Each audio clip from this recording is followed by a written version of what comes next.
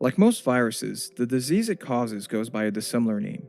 In this case, the severe acute respiratory syndrome coronavirus 2 is the virus responsible for the 2019 novel coronavirus disease, or COVID 19. SARS CoV 2 is a member of a larger family of coronaviruses that can cause illnesses that range wildly in severity. These viruses are named for the crown like spikes on their surface, and they generally circulate among a handful of animals, though they have evolved to infect humans.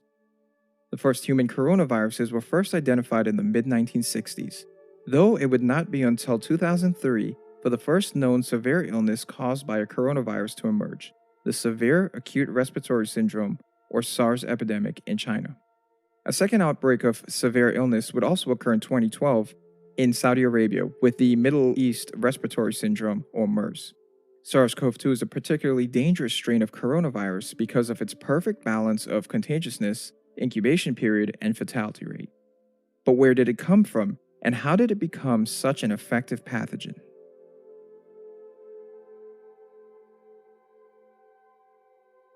On December 10th, 2019, Wei Guxian of Wuhan, China began to feel ill, becoming one of the earliest known cases of a SARS CoV 2 infection. 6 days later, she would be admitted to Wuhan Central Hospital with an infection in both lungs that was resistant to anti flu drugs. Staff later learned she worked at a wildlife market later found to be connected to the outbreak. By the 27th, Wuhan health officials were informed that a new strain of coronavirus was behind this new illness. In the coming days, both Ai Fen, a top director at Wuhan Central Hospital, and Li Wenliang, a Wuhan doctor, had posted information on the Chinese messaging platform WeChat about this new virus. Both were reprimanded for doing so, with Dr. Wenliang even being called in for questioning. By December 31st, Wuhan health officials had confirmed 27 cases of the new illness and subsequently closed the market they thought was related to the virus's outbreak. Chinese authorities would officially alert the World Health Organization of the novel strain of coronavirus and the severe illness it causes. As the world was first being made aware of this mysterious new illness, Wuhan Public Security Bureau would bring in for questioning 8 doctors who had posted information about the illness on WeChat. Officials at the Hubei Provincial Health Commission ordered labs which had already determined the novel virus was similar to SARS to stop testing samples and destroy existing samples. Chinese authorities would even report to the World Health Organization that it had seen no clear evidence of human to human transmission of the novel coronavirus. Despite attempts to further downplay the impact of this new disease, now called coronavirus disease or COVID 19, the illness would soon start appearing internationally within days. The reality of the contagious nature of SARS CoV 2 would soon become dangerously apparent. Shortly after the epidemic began, Chinese scientists began sequencing the genome of SARS CoV 2. Though this was completed by January 2nd, 2020, the data would not be made available to researchers worldwide until January 9th. This genomic sequence data would unveil the epidemic, revealing that the number of COVID 19 cases had been increasing due to human transmission after a single point introduction into the human population. In order to determine the nature of SARS CoV 2's origin and how it evolved, a collaboration between several research institutions began analyzing several key characteristics of the virus.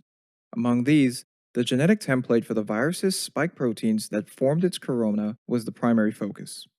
Structurally, SARS CoV 2 is composed of a spherical shell made up of a lipid membrane encompassing a core that contains the virus's genetic material.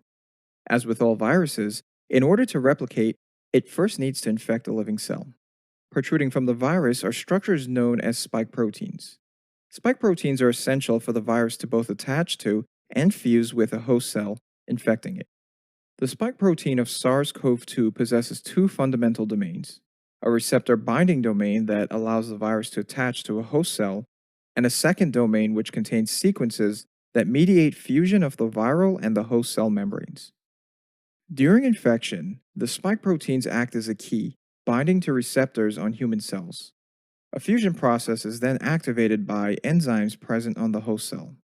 Known as a cleavage site, this enzyme mediated process unlocks the host cell and allows the virus to gain entry, where it then hijacks the cell's machinery to replicate. While spike proteins are a characteristic of all coronaviruses, the genomic data had revealed a peculiarity of SARS CoV 2.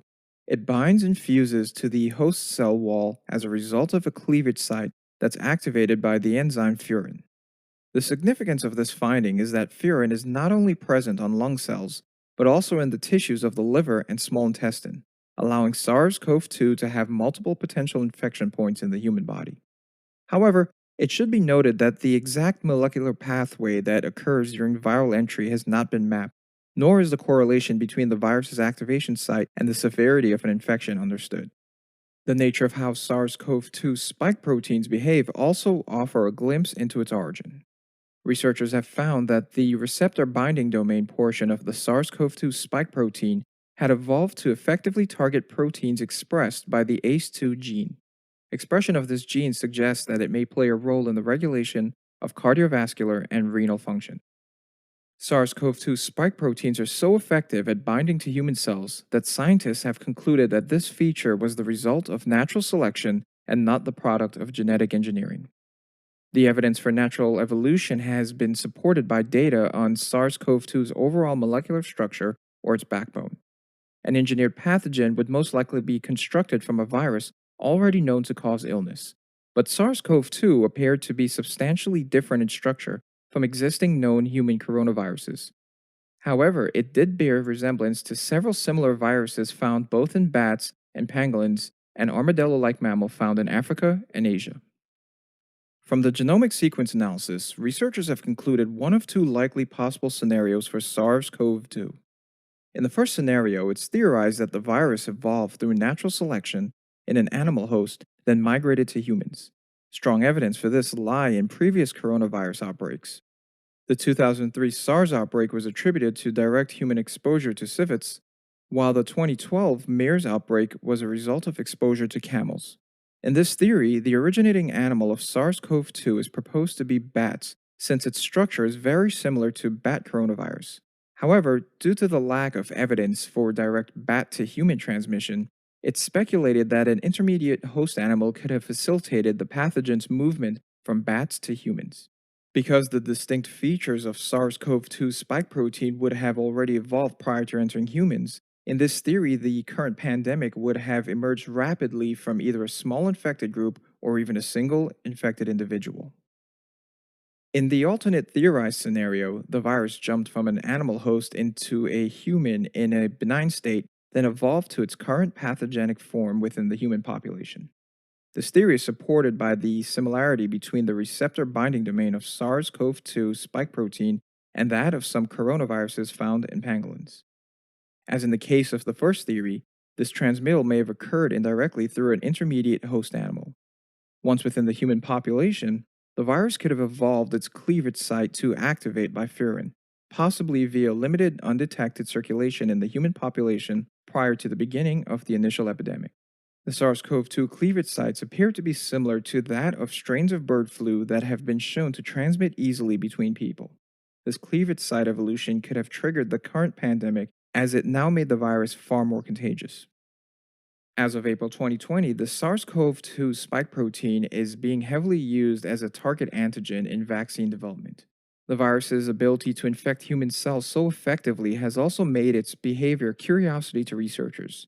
However, understanding the spike protein's role in the context of the COVID-19 pandemic is not an easy undertaking, considering the unpredictable nature of coronaviruses in general. It's hopeful that SARS CoV 2's strength, its spike protein, will also serve as its weakness.